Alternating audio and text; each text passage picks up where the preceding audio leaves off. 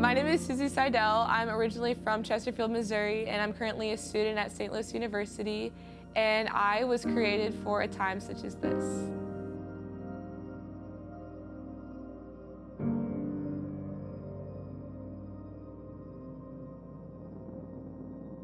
So a big part of my testimony has had to do with my struggles with having an eating disorder, and I definitely think that everybody kind of has their one thing that Satan uses to pull us away from God. This summer was really difficult for me in working in an office environment at a church. You know, people are going out to lunch all the time. It was also the summer, so my friends are wanting to hang out. There's just a lot of instances of going out and, you know, eating and having food that I'm not always comfortable with, and that was really difficult for me. Before we went to camp, I was like panicking to my mom, and I was like, I have no idea what I'm gonna do. I have like no control over what I'm gonna be able to eat. It was just a really stressful time for me. I kind of had to make a decision going into it of, I'm just gonna have to surrender this and let it go and just do what everybody else is doing and not think about it, because I do have no control over this.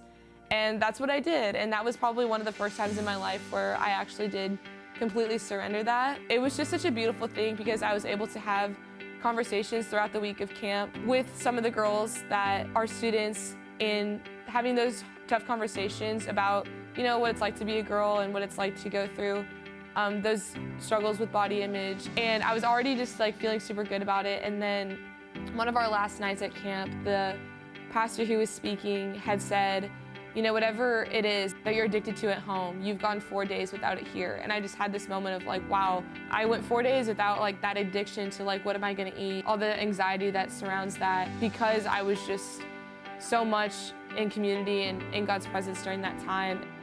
You know, it's easy to feel that excitement and that joy when you're in those settings like a big camp or a big conference, but it's when you go home that, you know, you have a back to reality check and it's harder. You know, continuing to kind of struggle a little bit, definitely was a lot better. And then one of our students reached out to me and asked if I wanted to go to Cane's with her. And that really stressed me out because I'd never even been before, because that was just something that had always been a root of anxiety and was kind of a trigger for me throughout high school. But I ended up going with her, shared a meal with her, and she ended up talking to me about wanting to be baptized. And we had a really awesome conversation, and we were able to secure a date for her to be baptized, and I also ended up being rebaptized with her that same day. And I had talked to my dietitian about it, and she was like, well, were you thinking about, you know, the food the whole time during that conversation? And I was like, no, like I was thinking about just like the joy of, you know, this girl that I love so much being able to like dedicate her life to Christ and be baptized after a summer of just so much growth and joy for her. You know, having to walk through that difficult season, but then when you lay down the things that you do put your identity in, or you do spend so much time thinking about, when you lay those down and, you know, are just running full force after God, like how much He provides and how much goodness you receive was just like one of the coolest things I've experienced.